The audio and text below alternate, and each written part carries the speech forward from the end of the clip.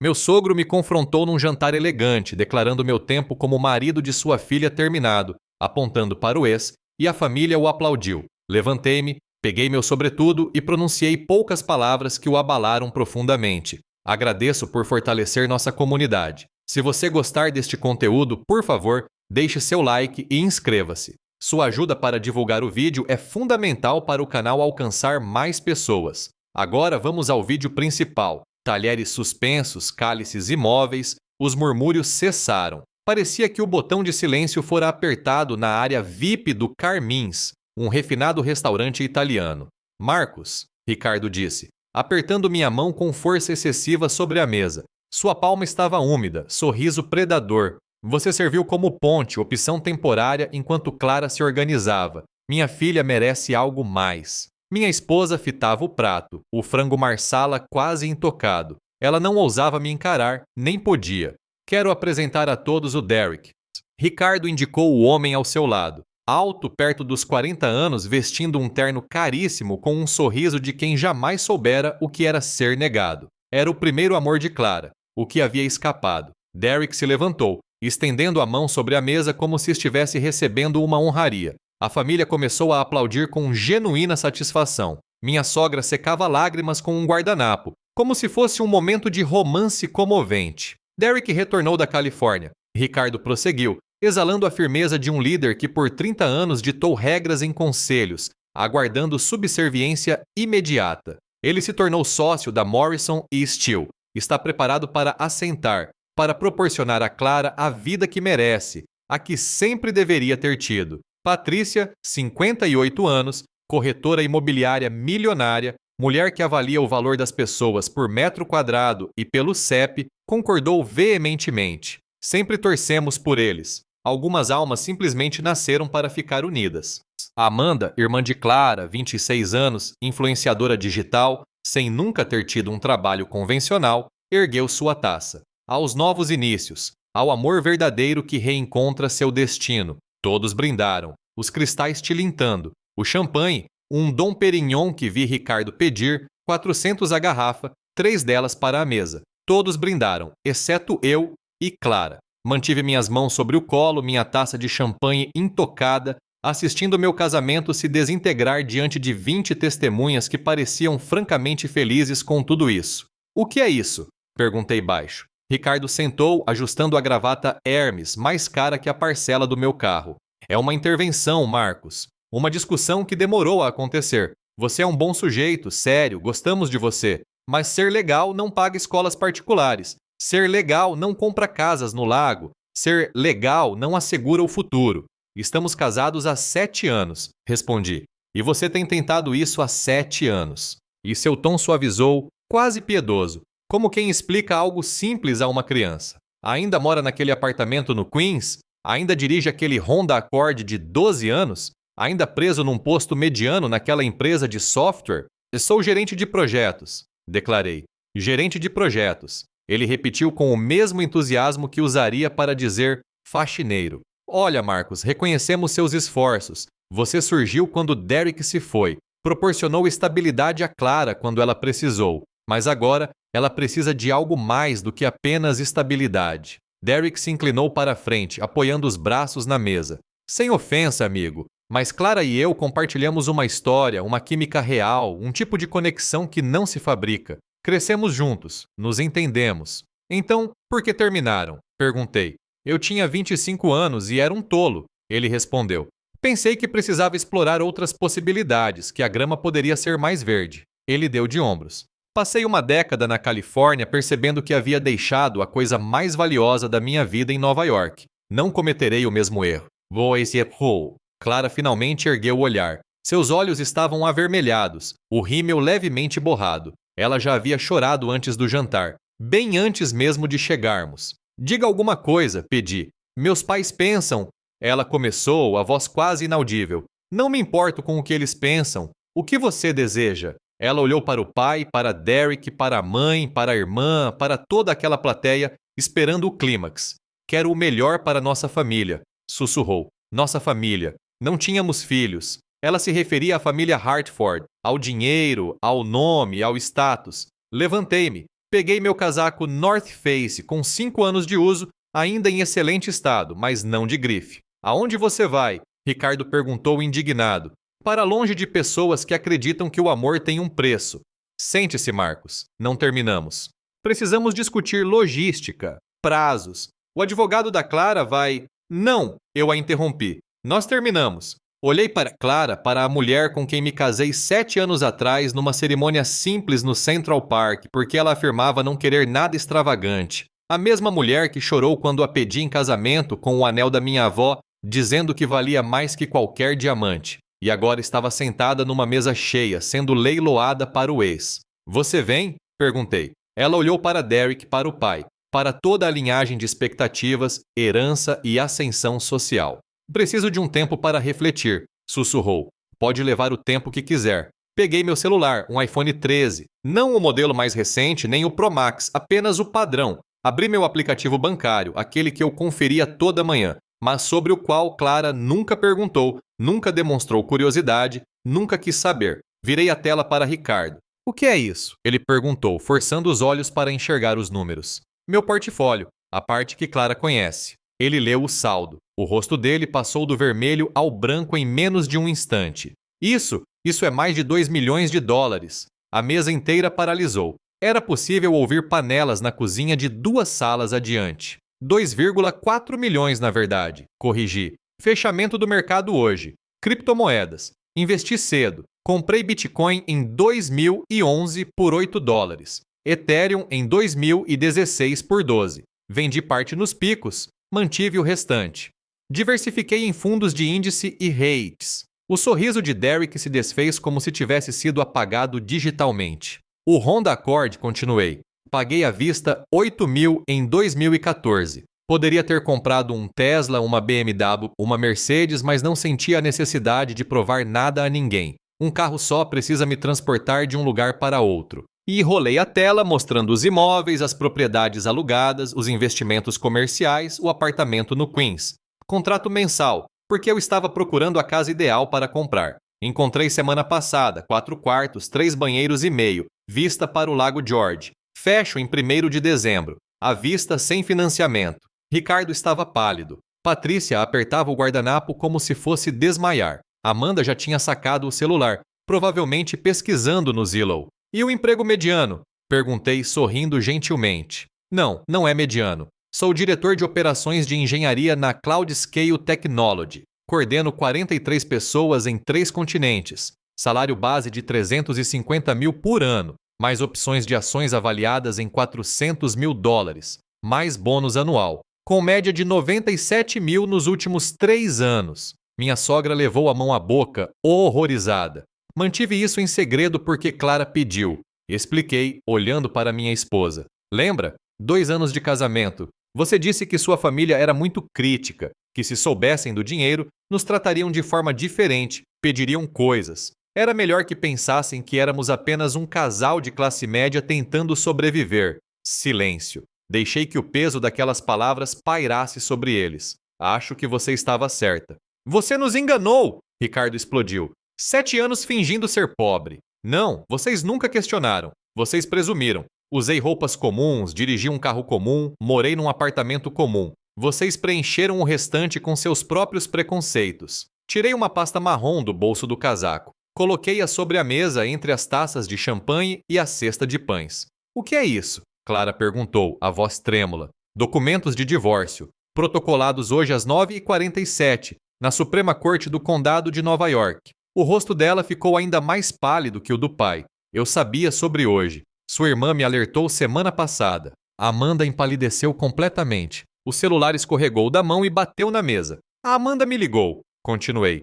Terça-feira, 12 de novembro, 22h23. Disse que a família estava organizando este jantar, que eu deveria me preparar, que estava se sentindo culpada e queria me avisar. Acenei para Amanda. Obrigado. Aliás, você sabia, Clara. Sussurrei. Sabia o que ia acontecer e ainda assim veio. Sua família planejou isso por mais de um mês. Existe um grupo no WhatsApp chamado Futuro da Clara, com 17 membros, todos nesta mesa, exceto eu. Peguei o celular novamente e mostrei capturas de tela, mensagens de Patrícia. Derek finalmente está pronto. Esta é a chance de Clara. De Ricardo. Precisamos tratar Marcos com cautela. Ele parece apegado. De Amanda. Contamos antes do jantar ou apenas o surpreendemos? Da prima Jennifer. Melhor surpresa. Arranque o band-aid. Julte bandade. As capturas estão na pasta. Avisei. Junto com o processo de divórcio, declarações financeiras e outros documentos interessantes. Olhei para Derek, paralisado como uma estátua. Ela também sabia. Clara tem trocado mensagens com Derek há 6 semanas, planejando tudo, planejando a separação. Isso não é verdade.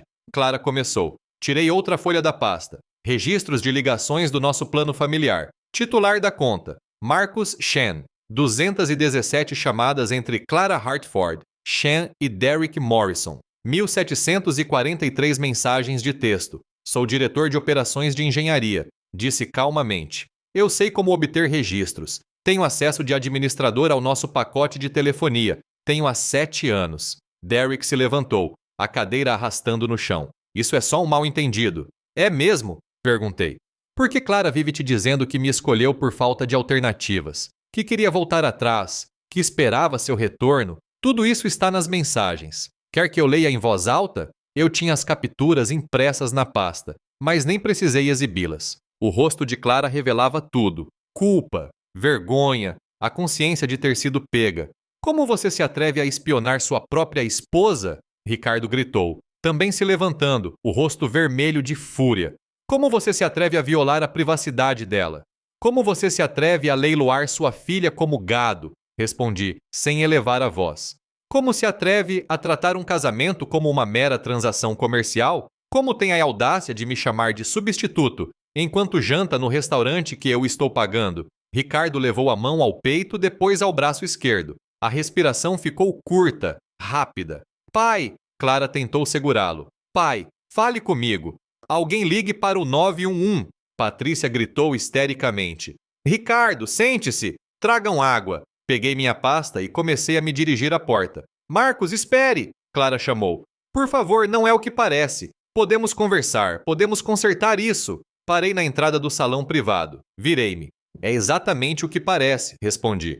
Você queria um homem de verdade, com dinheiro de verdade. Alguém que lhe desse a vida que seus pais acreditam que você merece. Alguém como Derek, que se tornou sócio, dirige um Range Rover, frequenta o clube, certo? Olhei para toda a mesa. Ricardo arfava, pálido. Patrícia gritava com o telefone na mão. Derek imóvel, percebendo que havia se metido em algo muito maior do que imaginava. Clara chorava, o rímel escorrendo. Amanda encolhida, tomada pela culpa. 20 parentes que acabaram de aplaudir minha substituição. A ironia, continuei. Vocês já tinham tudo isso. Só não sabiam porque nunca se deram ao trabalho de questionar. Ficaram ocupados demais sentindo vergonha do meu Honda Accord, do meu casaco North Face, do meu apartamento simples para conversar comigo sobre dinheiro, futuro, sobre qualquer assunto concreto. Olhei para Derek.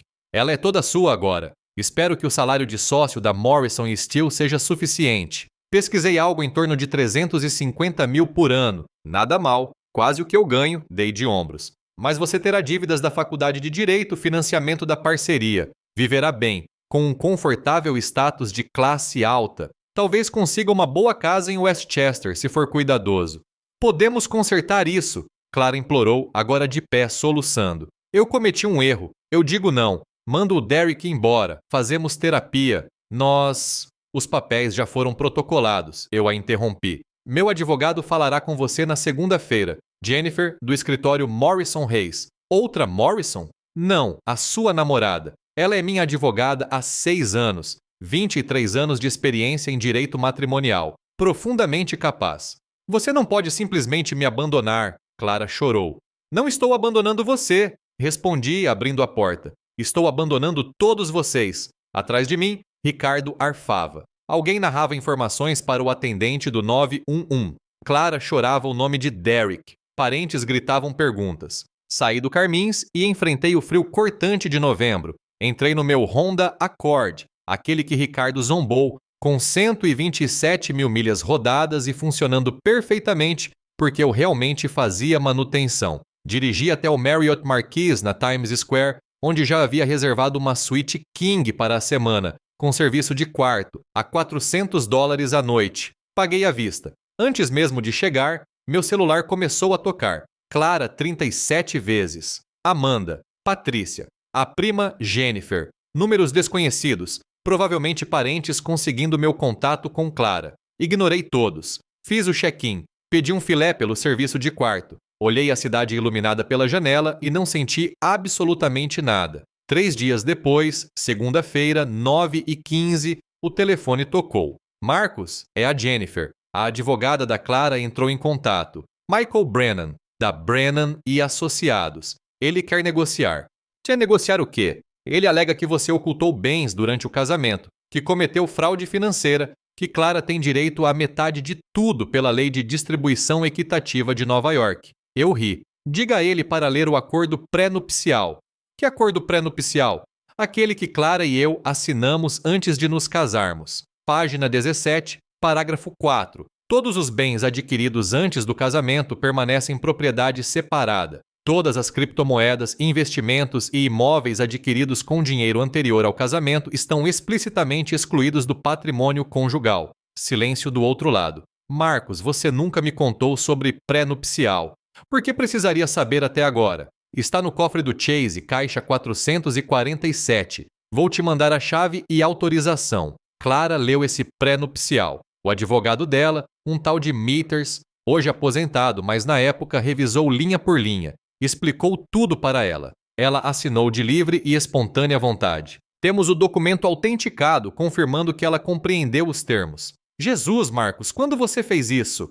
7 anos atrás, antes do casamento. Os pais dela exigiram, lembra? Queriam proteger a futura herança dos Hartford contra mim. Garantir que se nos divorciássemos, eu não teria direito a um centavo do dinheiro da família. Ouvi Jennifer digitando furiosamente. Então eles redigiram um pré-nupcial que os protegia e, sem intenção, protegeram você. A ironia é cruel. E os bens adquiridos durante o casamento, a conta conjunta tem 14 mil. Ela pode ficar com metade. O apartamento é alugado sem direito de propriedade. Meu carro foi comprado antes do casamento. O BMW dela foi presente dos pais. Não é bem comum. Não temos filhos. Nenhum imóvel em conjunto, nenhum investimento conjunto. Então, o que sobra para ela? 7 mil e os itens pessoais que quiser pegar no apartamento. Os móveis ficam comigo. Comprei antes de conhecê-la. O advogado dela vai alegar que você cometeu fraude ocultando sua riqueza.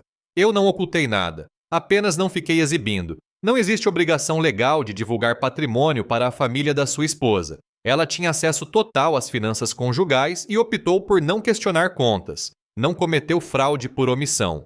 Isso vai ficar tenso. Já está. Ricardo teve um infarto no restaurante. Está no Mount Sinai. Quadro estável, mas internado para observação. E eu soube. A Clara está te culpando. Claro que está. 2 semanas depois, a mediação do divórcio foi marcada para 28 de novembro. Sala de conferência na Morrison Reis. Jennifer ao meu lado. Do outro, Michael Brennan e Clara. Ela parecia devastada, pálida, mais magra, com olheiras profundas. Havia voltado a morar com os pais desde o jantar. Ricardo tinha recebido alta, mas estava afastado da empresa por recomendação médica. Reduzir o estresse, mudar a dieta, fazer exercícios, considerar a aposentadoria precoce. O infarto foi leve, mas um aviso. Vamos começar, Brennan disse. Um homem de 50 e poucos anos, terno caro, reputação de tubarão em divórcios. Minha cliente está disposta a renunciar ao direito sobre criptomoedas e investimentos pré-maritais em troca de um acordo único de 750 mil dólares. Jennifer nem pestanejou. Não, Dr. Brennan, seu cliente ocultou riqueza significativa. Meu cliente declarou todos os bens conforme exigido pela lei de Nova York. Na declaração financeira anexa ao pedido de divórcio, ele não é obrigado a ostentar seu sucesso para a família da esposa. A senhora Shen tinha acesso total às finanças conjugais e optou por não questionar contas. Não cometeu fraude por omissão. E isso não existe no direito matrimonial de Nova York. Ele não mentiu, não falsificou documentos, não escondeu contas. Simplesmente não ofereceu informações que não foram solicitadas. Brennan se inclinou para a frente. O acordo pré-nupcial é inválido. Foi assinado sob coação. Foi assinado 7 meses antes do casamento. A senhora Shen tinha um advogado independente. Poderia ter desistido a qualquer momento. Não houve coação. O advogado dela foi contratado pelos pais. Existe conflito de interesse. Ele era um advogado licenciado no estado. Revisou o documento, explicou tudo para ela. Ela assinou. Temos declaração juramentada confirmando que ela compreendeu os termos. O juiz Morrison já analisou isso semana passada e considerou o pré-nupcial válido e aplicável. A mandíbula de Brennan endureceu. Ele olhou para Clara. Ela chorava, lágrimas silenciosas escorrendo. Clara, chamei baixinho.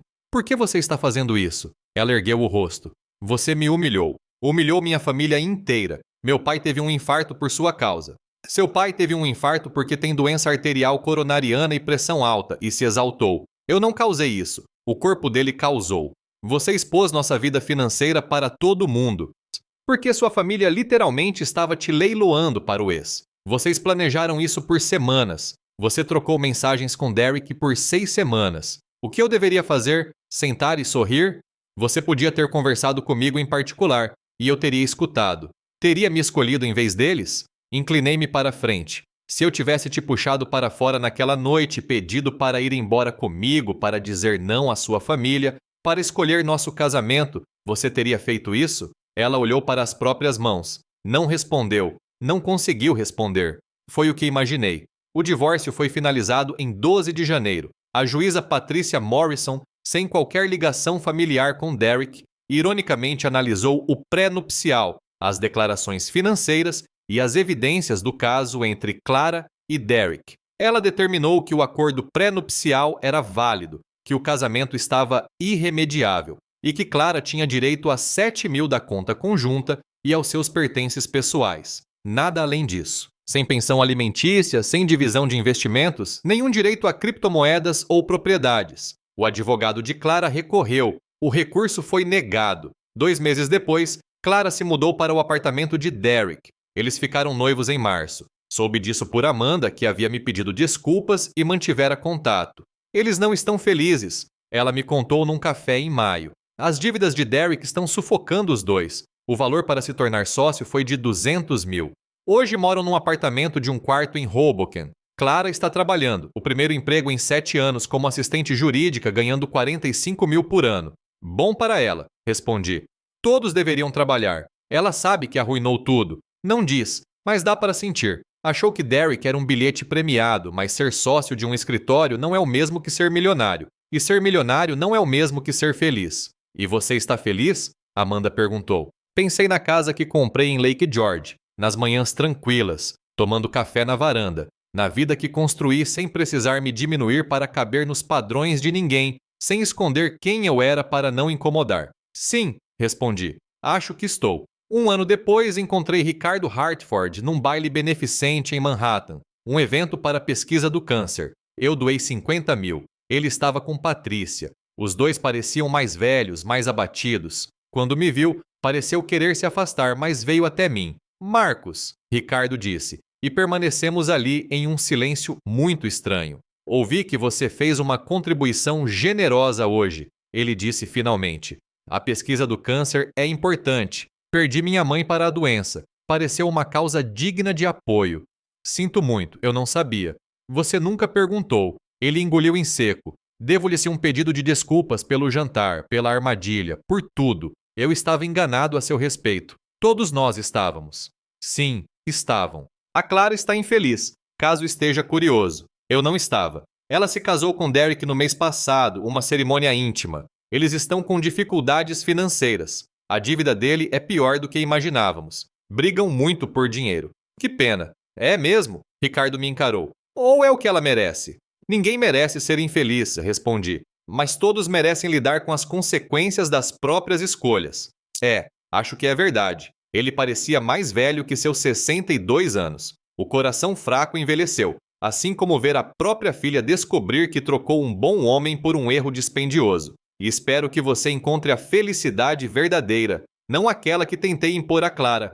Eu já encontrei. Virei as costas, sem olhar para trás. 2 anos depois, casei-me novamente. Sara, 34, arquiteta, inteligente, independente. Tinha carreira, dinheiro, vida própria. Nos conhecemos num evento profissional. Começamos falando sobre construções sustentáveis. Terminamos conversando por 3 horas. Ela não se importava com o carro que eu dirigia, as roupas que eu usava ou o saldo da minha conta. Ela se importava com minhas ideias, meus valores, meu caráter. Casamos no cartório, apenas nós dois, e 2 testemunhas, Sem drama familiar, sem intromissões, sem expectativas descabidas. Compramos uma casa juntos nos Catskills. Ambos os nomes na escritura, finanças compartilhadas, uma parceria autêntica como deve ser. Às vezes eu pensava em Clara, no restaurante, no rosto de Ricardo ao ver meu saldo, no sorriso de Derek que se desvanecia, no aplauso da família inteira ao celebrarem minha substituição. E tudo o que eu sentia era gratidão.